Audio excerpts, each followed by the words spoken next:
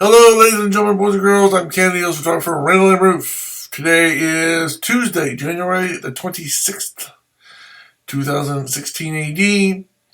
And I came across this article, which is like 3 days old. And as you can see here, it's January 23rd. It's the article date. Canon to surprise with new mirrorless camera.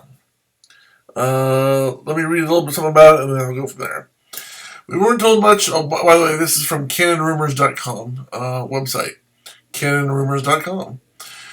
We weren't told much, but we were told that Canon will pursue surprise a lot of people with one of their next mirrorless cameras. We weren't told if it was an APS-C or full-frame mirrorless camera, but I don't think there's much that would surprise people if it was a crop camera. Probably not. Could go either way.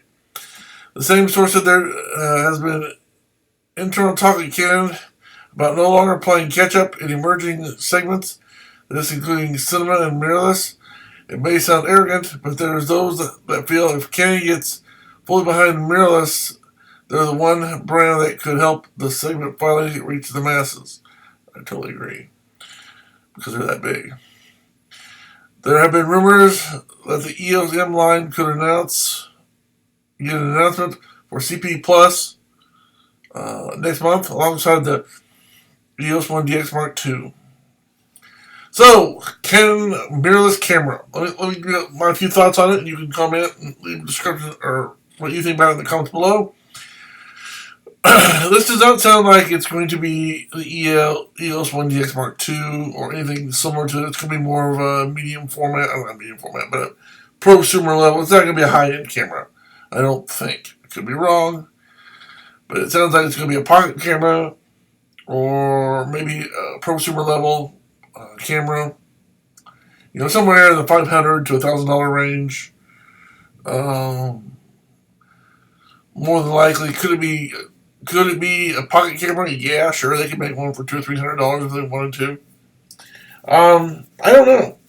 It's just a matter of who's in charge and who's leading the company. If I was leading the company, I would be totally taking everything mirrorless because, in my opinion, DSLR needs to hit the highway. DSLR should be a thing of the past. Mirrorless is the way to go. I think, one, it gets rid of the shutter. There is absolutely, today's technology, there is no reason for a DSLR. Let me re-say that again. There is no purpose with today's technologies for a DSLR to exist. Digital, yes. Mirrorless, yes. But the SLR part, the single lens reflex part of DSLR, does not need to exist. Get rid of it. Throw it away. It's old technology. Going straight from the lens to a sensor without the pentaprism of, doing your hitting the mirror, going up, bouncing over to the side, and then through the viewfinder, doing the what I call the L4, because it's an L at the bottom, then it's a number 4 at the top. That is no longer necessary with digital technology. Mirrorless is the way to go. Secondly, if you got rid of the SLR part of DSLR, it would eliminate so many parts. So much space. You can get rid of so many things you don't need. 3, no shutter sound. You can make a camera that is completely silent. The only noise would be coming from the autofocus of the lens. And with stepping motors, what they are today, it would just be amazing. So, get rid of the SLR out of the DSLR. Mirrorless cameras are the way of the future, people. It's the way they should be going. It's the way they should have been going professionally for a long time.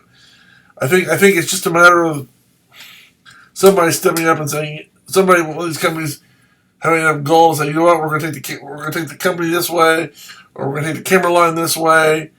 And there's nobody, there's no Steve Jobs, as it were, to lead the company.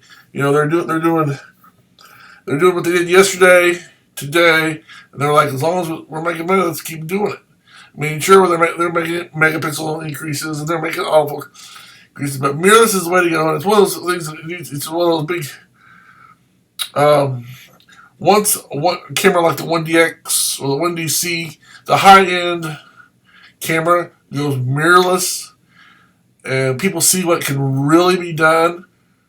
Both in the way of getting rid of all that extra junk you don't need physically in a camera, replace it with a mirrorless camera, and people see what can really be done with the same power. There's no mirror lag. There's so many things you could do if you just got rid of the SLR and put in a mirrorless system. For example, take the 1DC and all that it can do. It has a combination of both doing cinema 4K and 12 frames per second. It has all the abilities of the 1DX plus a 4K. Imagine that camera that was thinner because it didn't have the SL part, which means it was lighter, didn't have any shutter noise at all, no noise because there was no shutter. I mean, just that in and of itself ought to be enough to say, you know what, let's make this camera without mirrorless, or make it mirrorless. Make it with one sensor on the back. You can take that sensor if you have to an eye pole, or to a screen on the back, or to both. It's just, to me, it's a no-brainer if they just get somebody to do it. It's one of those things. Once they do it, people are going to look back and say, you know what? I don't know why they didn't do this 20 years ago. And